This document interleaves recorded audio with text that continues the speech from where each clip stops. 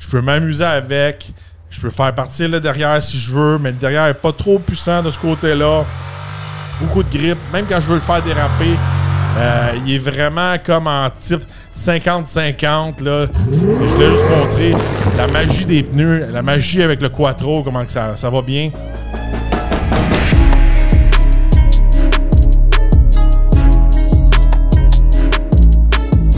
Cet épisode du Torque Podcast est présenté en collaboration avec Fast Wheels. Bienvenue au Torque Podcast. Aujourd'hui, je vous fais part de mon expérience avec ma voiture, le Audi S6 V10 2007. Comment il se comporte dans la neige. Mon premier hiver à essayer le Audi. Et aussi, en même temps, vous dire comment mes nouveaux pneus vont dessus sur le Audi. Regardez, ça fait un bout de temps que vous me suivez. Je suis un gars de truck, puis ça fait... je peux vous dire, ça fait plus de 15 ans que j'ai pas eu un auto l'hiver. La dernière fois que j'ai eu un auto l'hiver, il faut remonter à quasiment ma première voiture. Après ça, j'ai toujours eu des camions. Puis j'ai toujours eu des camions quand même, je pourrais dire, qui se débrouillent bien dans la neige et dans la boue et tout ça. J'ai eu un Ford F-150 Raptor, première génération. Par la suite, j'ai eu un Sierra T4. Par la suite, un GMC Yukon Denali. Par la suite, un Ram TRX. Et là, maintenant, j'ai ramené le projet de la Audi S6, un projet que j'avais fait dans le temps, un véhicule que j'avais acheté en collaboration avec mon beau-père, puis aussi une compagnie d'encans, tout ça. Puis on voulait le remonter, tout ça. Puis en tout cas, là, ça l'avait étiré, puis quand j'ai vendu le Ram TRX, le plus gros bobo, je pourrais dire, du Audi avait été réglé, puis il est revenu, puis depuis ce temps-là, on le roule. Fait que je me dis, regardez, on va en prendre soin, on va faire un projet avec ça, puis j'ai dit, crème, tu sais, c'est quand même un Quattro, ça doit bien aller l'hiver, tout ça, puis je trouve que c'est une voiture qui va quand même très bien, même si elle approche bientôt des presque 20 ans. C'est sûr certain que de passer la différence entre un camion et un auto, un camion, on est toujours plus haut de terre. On peut aller dans le plus épais de neige. Il y a plein d'avantages aussi. Les trous, les nids de poules, les blocs de glace, on va se le dire. Là. J'ai plusieurs voitures de ce temps-ci, puis tu sais, comment je pourrais dire, les fameux blocs de glace, là, on veut pas qu'ils arrachent notre bumper, puis en même temps, on veut pas faire un slalom pour pogner un accident avec une autre voiture. C'est des choses que quand on roule en TRX, ça ne nous dérange pas, on n'a qu'à passer par-dessus. Mais en voiture, c'est pas le cas. Fait que je vais vous faire mes impressions, parce que là, le Audi, juste avant l'hiver, il était quand même remis en bonne shape. On a réglé une coupe de petits trucs de lumière électronique, tout ça qui buguait. Des trucs aussi qui allumaient, là, côté moteur, ces choses-là. Tout ça, ça a été réglé. Puis là, rendu à l'automne, je l'ai équipé de nouveaux mags, des mags de chez Fast Wheel. C'est des modèles de roues de compétition. C'est les FC08. C'est des roues qui sont allégées. Que je pouvais autant utiliser pour l'hiver que l'été. Mais là, je les ai mis quand même pour l'hiver. Ils sont noirs. Ils réallègent beaucoup le côté de la roue. Puis on les a équipés aussi avec des pneus de chez Goodyear. Puis en même temps, aujourd'hui, si ça vous dit un peu mon review des pneus, c'est vraiment des nouveaux pneus qui venaient juste de sortir. J'étais le premier au Canada, je pense, à les mettre, même peut-être en Amérique du Nord. Ça s'appelle des Ultra Grip Performance 3. C'est vraiment des pneus d'hiver pour des véhicules de performance. Fait que, autant une berline comme un S6 V10 qui est quand même pesant qu'une Tesla Model S Plaid pourrait avoir ces pneus-là. C'est un pneu qui va autant performer dans la neige que la glace que sur le sec. Parce qu'on va se le dire, c'est beau, il y a beaucoup d'entre vous qui me disent « Ah, moi, je mets mes Nokian, puis j'ai fait clouter, puis ci, puis ça, blablabla. » oui, je voulais juste faire une parenthèse comme ça, là. Parce que vous êtes partis un peu là-dessus, là, de ce temps-ci. Moi, je boycotte les États-Unis. Si vous avez des Nokian, il y a des bonnes chances que vos pneus ont été faits en Russie. Puis il y a pas longtemps, il était en guerre, puis il y en a plein qui boycottaient la Russie. Fait que si vous achetez des Nokian, il y a des bonnes chances que vous encouragiez la Russie. Fait que faites vos devoirs. Fait que, regardez, ces pneus-là, qu'est-ce que j'aime beaucoup, c'est qu'ils font un peu de tout. On peut les utiliser aussi pour l'autoroute à une plus grande vitesse. C'est un peu une espèce de pneu qui est fait pour la haute performance, l'autobahn. Beaucoup de couple, autant d'une voiture électrique qu'une voiture de performance. Fait que ça, c'est important pour moi. C'est beau de dire que mais j'ai clouté mes pneus. Oui, ça va avoir une super grippe dans la neige, super grippe sur la glace. Même chose pour freiner. Mais sur l'asphalte au sec, ça vaut rien. Autant accélération que la tenue de route, que le freinage, surtout le freinage. Avec des clous, vous allez augmenter votre distance de freinage. Puis c'est interdit dans plusieurs endroits aussi d'avoir des clous sur vos pneus. Fait que de ce côté-là, surtout si vous avez un véhicule de performance clouté, c'est quelque chose que je ne recommande pas parce que je pourrais vous dire que la plupart du temps, on est sur l'asphalte. Même si c'est l'hiver, là, à moins que vous êtes vraiment dans un coin que vous êtes presque jamais sur l'asphalte. C'est toujours, ou peut-être vous n'avez même pas d'asphalte, c'est un chemin de campagne qui n'est pas déneigé, qui est toujours en glace, peu importe. Puis 90% de votre conduite n'est pas sur l'asphalte, puis c'est toujours sur la neige, ces choses-là, que vous êtes plus éloigné ou c'est pas développé où ce que vous êtes, OK. Mais si vous êtes moindrement dans une ville, vous faites de l'autoroute, la part du temps, vous allez être sur l'asphalte, je pourrais vous dire, dans la totalité de l'hiver, je pourrais vous dire selon moi. C'est des pneus qui ont beaucoup de mordants. Ça décolle bien. Ça roule autant bien dans la neige que la glace que sur l'asphalte au sec ou l'asphalte vraiment au froid. Il y a certains pneus, il faut voir aussi selon la composition du pneu. Faire attention, des fois, il y a des pneus aussi à température extrêmement basse qu'ils vont performer moins à cause du compound. C'est là qu'il y a des grandes marques comme Goodyear, ces choses-là vont faire une différence avec un pneu qui est peut-être plus abordable, avec un nom qui sort de je ne sais pas trop où, puis c'est clairement un pneu de la Chine. Là. Alors, très satisfait de ce côté-là. Encore une fois, avec l'Audi, beaucoup de mordants, facile à contrôler. Le Quattro, il avance comme un train, très stable. C'est littéralement une des meilleures voitures que j'ai essayées dans la neige, surtout avec le combo des pneus de Ultra Grip Performance 3. Même des véhicules neufs que j'essaie toutes les semaines avec des systèmes intégraux qui sont plus sophistiqués avec des pneus neufs. C'est des pneus neufs aussi. Je peux vous dire, en code pas le Quattro. Je trouve que des fois, à cette heure, ils font trop de flafla ou il y a trop d'électronique. Même dans les véhicules électriques. Lui, c'est comme... j'ai le traction control puis la stability allumée ou il est off. C'est un ou l'autre. Puis quand il est on, il est extrêmement sécuritaire. Il ne me laisse pas déraper. Quand je l'enlève, je peux m'amuser avec. Je peux faire partir le derrière si je veux, mais le derrière n'est pas trop puissant de ce côté-là. Beaucoup de grip. Même quand je veux le faire déraper, il est vraiment comme en type 50-50. Là. Je l'ai poussé un petit peu pour vous dans la vidéo. Là. Ça décolle. Ça a vraiment du mordant. De tous les véhicules que je pars dans la neige, c'est un des véhicules qui a le plus de mordant. J'ai même fait un départ dans la neige qui était beaucoup de neige. J'ai quand même... Ça, je fais jamais ça de partir avec autant de neige parce qu'habituellement, je vais rester sur place ou je vais juste déraper. Mais je voulais juste montrer la magie des pneus, la magie avec le Quattro, comment que ça va bien. L'autre départ, je l'ai fait plus sur l'asphalte un peu plus sec, je pourrais dire, mais c'est encore très glissant. On a filmé littéralement toutes nos shots dans une tempête. Là. Il allait dire que c'était la tempête de l'année, puis de rester chez vous. Puis là, il allait tellement neiger, il fallait presque que vous allez mettre un masque. Tu sais, à la télé, ils en mettent, là. La première tempête de l'année. Hey, moi, ça fait 12 que j'ai, là, chez nous, là. Arrêtez de faire paniquer le monde, là, la télé du dôme, là. Mais bon, super à conduire. Je suis très content. Je suis très surpris du Audi. Même, des fois, je trouve qu'il est peut-être même plus sécuritaire que certains des camions que j'ai eus. Surtout quand il n'y a pas trop de neige, je pourrais vous dire. Le V10 performe bien, il est très doux, belle performance. Le Quattro est tellement, je pourrais dire, plugué au sol, tellement comme en mode 4x4. C'est pareil comme mettre un pick-up en 4x4 high, puis même quasiment mieux qu'un 4x4 high.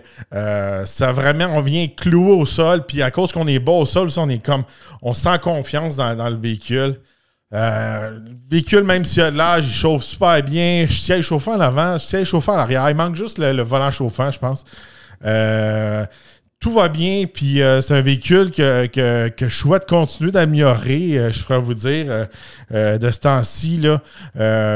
C'est un véhicule que je regardais sur le marché, je pourrais vous dire présentement, pour m'acheter peut-être un autre véhicule plus récent, parce que lui, c'était plus un projet.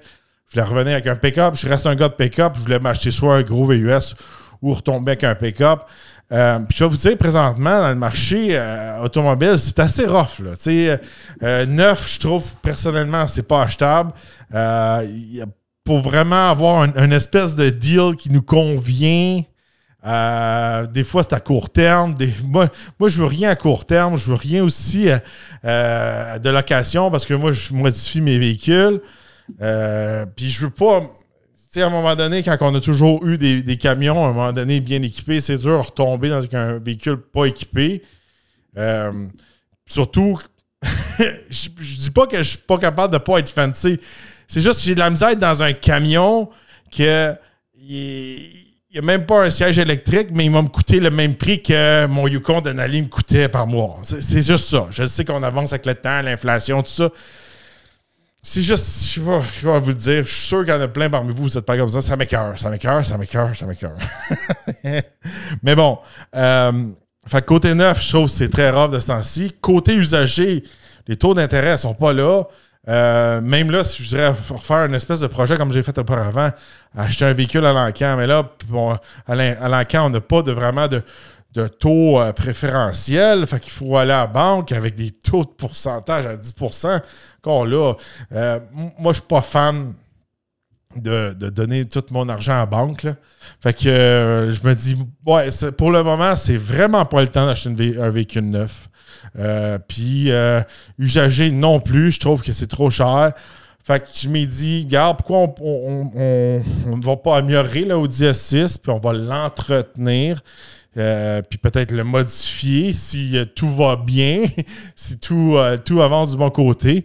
Fait que pour l'instant, je pense que c'est une des options qui est le plus sensée, à mon avis, à moi. Même si pour des gens, il faut investir, réparer un vieux véhicule, ça fait pas de sens. Mais je trouve que dans le climat actuel automobile, financier, économique, ça fait du sens. Surtout si vous aimez votre véhicule. Si vous avez un vieux véhicule qui brise tout le temps puis que vous ne l'aimez pas, vous êtes tanné, vous avez besoin de quelque chose de fiable pour vous rendre au boulot, puis là, à chaque matin, il ne part pas, c'est une autre différence. N'oubliez pas que moi, souvent, j'ai plusieurs véhicules à l'essai. Des fois, un véhicule, deux véhicules, trois véhicules, ça peut être plusieurs véhicules à l'essai. Fait que des fois, si l'Audi ne part pas, c'est pas la fin du monde. C'est désagréable, mais c'est pas la fin du monde. J'ai toujours d'autres véhicules, d'autres options. C'est pas le cas pour monsieur tout le monde. Puis c'est pour ça aussi que j'ai un véhicule un petit peu plus, on pourrait dire, dans la section cauchemar, qu'il peut y avoir des bris catastrophiques, puis des entretiens qui coûtent très cher, tout ça. C'est sûr et certain que je m'ai embarqué dans un auto pour que je sois pas toujours en paix et que je fasse du drama, mais ça fait partie, regardez, des histoires que je vous raconte puis de l'aventure avec laquelle je vous emmène. Aujourd'hui, je vais faire part aussi quelques trucs d'entretien que je voulais faire dans le futur pour l'Audi. Bon, si vous êtes un petit peu débrouillard, vous êtes capable de faire un petit peu de mécanique sur vos véhicules, ou vous avez un ami qui a un garage ou ces choses-là. Qu'est-ce que je pourrais vous dire, c'est quand vous avez un véhicule que vous aimez, puis vous voulez l'entretenir, puis l'améliorer avec le temps, bien, des fois, les coûts d'entretien peuvent sembler élevés, tout dépendant du kilométrage que vous avez. Mais moi, cet hiver, j'ai dit, bon, je vais acheter pièce par pièce, puis oui, peut-être à la fin, ça monte à un certain montant, mais ça vient pas comme, j'ai brûlé 3000 $ d'un coup, même si peut-être ça va être le cas.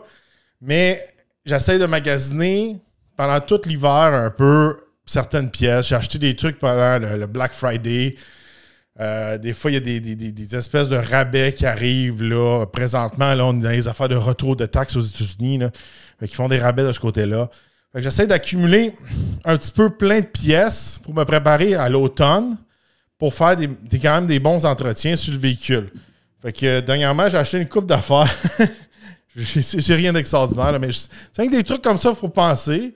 Puis à la longue, des fois, surtout si vous êtes capable de le faire vous-même, ben, vous allez pouvoir avoir un véhicule plus fiable, prévenir des bris, puis allonger la vie aussi de votre véhicule, peu importe. Là, puis avoir un véhicule qui va mieux.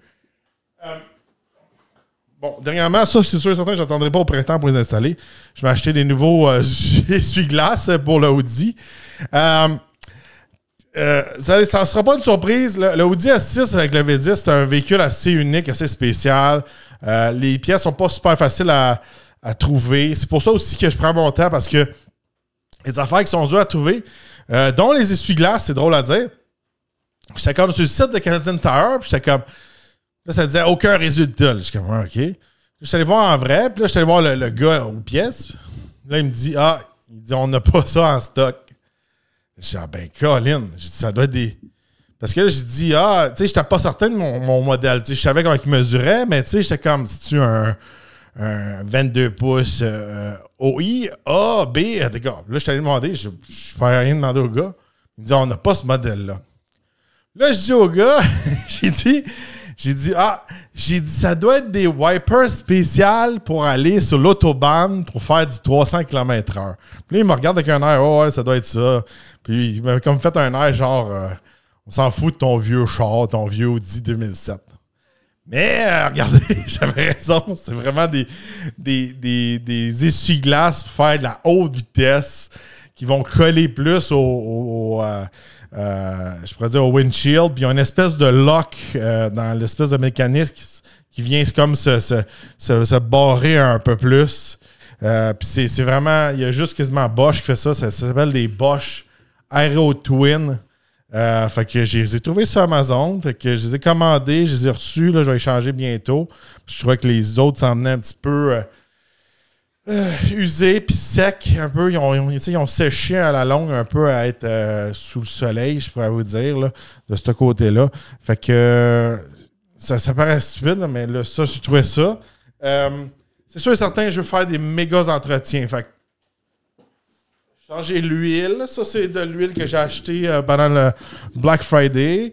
L'huile spécialement faite pour mon modèle, pour les Audi. Fait que j'ai acheté de la casserole. Fait que c'est ça.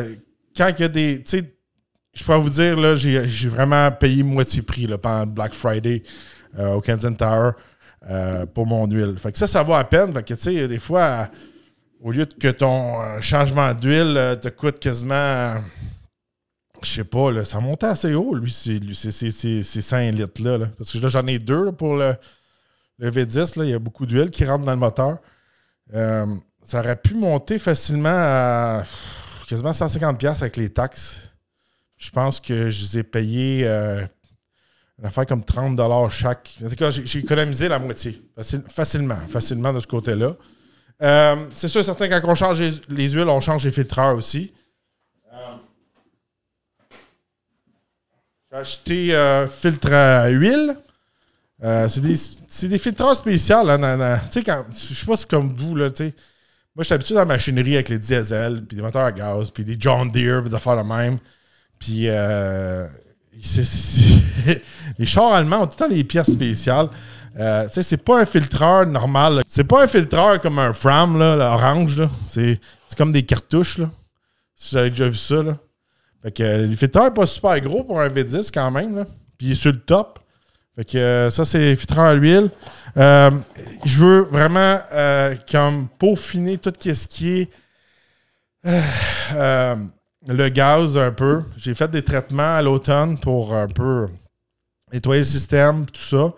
Là, prochainement, qu'est-ce que je veux faire? Je vais changer aussi le filtre à essence du Audi. Fait que ça, c'est toutes des choses que j'ai achetées au Black Friday. Ça a pris ça a pris vraiment...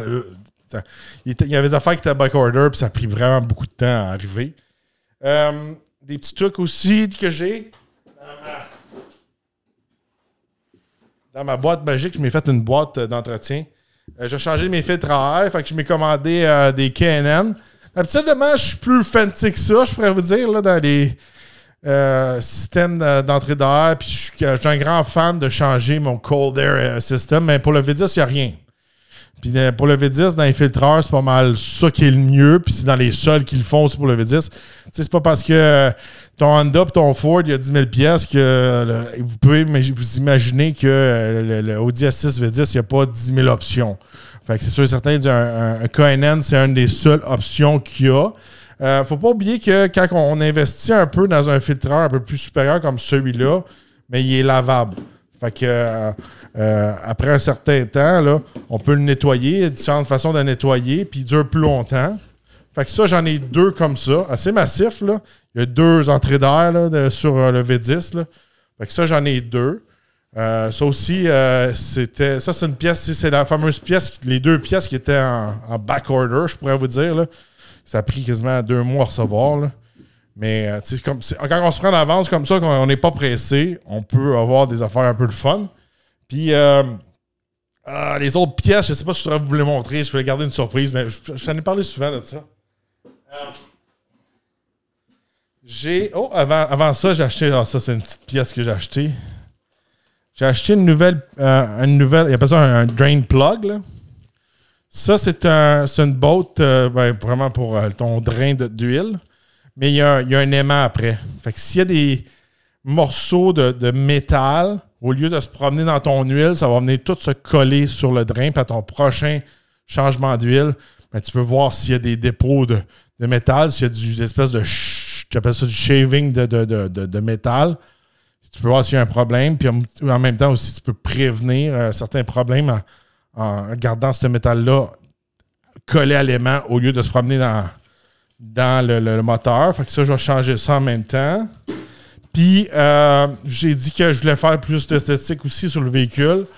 C'est sûr, il y a beaucoup de choses à faire pour la peinture, tout ça. Je voulais teindre les vitres et aussi faire un Chrome Delete. Puis, qu'est-ce qui fait beau d'un Chrome Delete? C'est quand c'est vraiment bien fait. Il y a certains morceaux, c'est beau que c'est râpé. Des fois, tu peux utiliser aussi du plastidip. Je suis pas fan du plastidip. J'ai déjà eu des pièces faites par des pros à part de ça. C'est juste pour le laver, tout ça, ça reste rugueux. Le best, quand tu fais un vrai Chrome Delete, ben, c'est que tous tes logos, tes commandes en noir. Fait que c'est ça que j'avais fait sur le camion à mon père. Puis là, j'ai eu tous mes logos pour le Audi. Fait que j'ai des petits logos ici, je vais le montrer là. V10 pour les 2 côtés. Le logo Audi noir. J'avais déjà ma grille noire à l'avant. Puis j'ai aussi le S6 noir comme ça. Fait que ça va venir tout compléter là, mon Chrome Delete. Puis il va juste rester à changer les logos puis à littéralement wrapper tout le chrome qui est déjà tout un peu dégarni, je pourrais dire, très rough. Fait que c'est comme alentour des vitres, les poignées, un morceau sur la valise, peut-être le morceau qui est proche des sorties d'échappement. Les miroirs, je ne sais pas si je vais les faire wrapper noir. T'sais, c'est drôle à dire, ça ferait bizarre peut-être les garder silver, mais tu sais, c'est comme, moi je veux dire, c'est comme avoir les miroirs d'une autre couleur de même, c'est comme une signature un peu S6 ou RS6 ou RS4. Ils ont toute l'espèce de miroir un peu en aluminium brossé que j'appelle. Là. Dites-moi dans les commentaires si je devrais faire wrapper au complet ou les miroirs, ils devraient-tu rester silver ou ils devraient être noirs. Laissez-moi le savoir, ça, j'ai pas pris ma décision encore de ce côté-là. Fait que c'est un petit peu ça, tous les trucs que je veux faire comme entretien. C'est sûr et certain qu'il y a d'autres choses et tout que j'aimerais ça faire. Changement d'huile de la transmission, changement d'huile du quattro, diff en avant, diff en arrière. Vérifier tous des trucs si tout va bien de ce côté-là. J'ai une petite réparation à faire pour l'air climatisé pour l'été. Mais regardez, c'est sûr et certain que mettre toutes des pièces de qualité puis prendre son temps comme ça, sûrement vous n'allez pas reprendre votre argent, mais si vous aimez votre véhicule et vous voulez le garder pour longtemps, puis pour l'instant, vous n'êtes pas prêt de vous rembarquer comme moi dans des paiements de Je sais plus, là. Avec les assurances, c'est 1500, 2000 $ par mois, des fois, là, avoir un beau pick-up, là, flambant neuf, là. Mais des fois, peut-être qu'un projet comme ça peut être le fun. Peut-être ça vous faire un petit hobby aussi en même temps d'entretenir quelque chose. Moi, j'aime ça, entretenir des belles machines, surtout quand c'est une machine qui est spéciale, qui n'existe plus. Tu sais, à cette heure, on n'en voit plus là, des S6 avec les V10, des RS6, Twin Turbo, puis des choses de même. Je pense que il y a certains véhicules que ça vaut la peine de conserver. Puis ça reste à chacun d'entre vous. Mais je pense de ce temps-ci, je pense cet été, il va y avoir plus de gens qui vont faire un move comme moi à entretenir leur véhicule, le modifier, que se lancer dans un autre véhicule usagé ou dans un véhicule neuf. C'est mon avis à moi. Dites-moi qu'est-ce que vous en pensez. Est-ce que vous allez faire un entretien sur votre véhicule? Quelle modification je devrais faire au Audi? Sortez-moi pas des affaires comme mettre un Twin Turbo là, ou un intake de Lamborghini puis couper mon wood. Là. Faut que ça reste un véhicule qui est utilisable, là, je pourrais vous dire.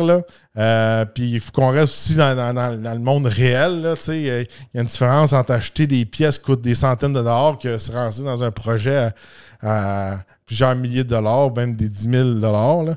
On est quand même sur un YouTube en français québécois. Là. On n'est pas Cletus ou je sais pas trop qui aux États-Unis là, qui ont des millions d'abonnés. Puis à chaque vidéo, tu peux t'acheter un Supercharger. Là. Mais on reste réaliste. Là. Je viens que vous dire comment ça marche la gang. Laissez-moi savoir dans les commentaires.